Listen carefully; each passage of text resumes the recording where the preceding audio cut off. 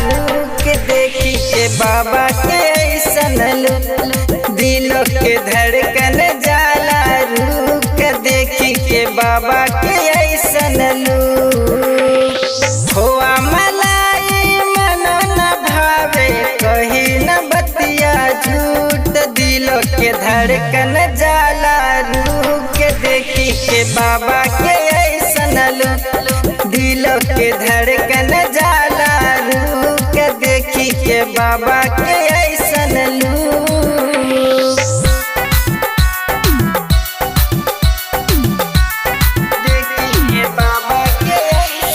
Music by DJ Mithu Raja परसोनी।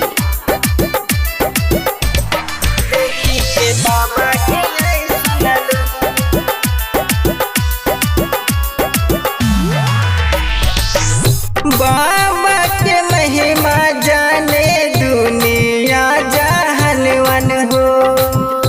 पूरा करेले सपना पूजे जे चरणवन हो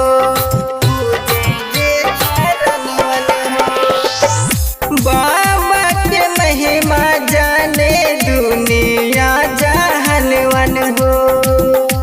पूरा करेले सपना पूजे जे चरणवन हो अगल बगल रहे रामपुरा साथी संगतिया भूत दिलों के धड़कन जाला रुक देखी के बाबा के ऐसन दिलों के धड़कन जाला रुक देखी के बाबा के ऐसन Angika recording studio Rupauli Purnia Bihar. Music by DJ Mithu Raja परसोनी।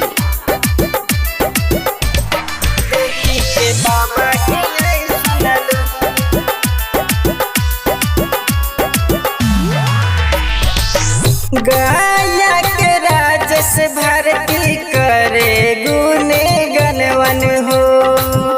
Writer Narendra धोवे बाबा के चरणवन हो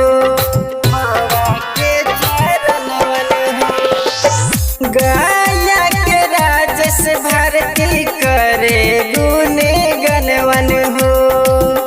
राइटर नरेंद्र धोवे बाबा के चरणवन हो सुबल मनीष लेके चिलमिया धुक तड़े धुक दिलों के धड़कन जाला रुक देखी के बाबा के ऐसन दिलों के धड़कन जाला रुक देखी के बाबा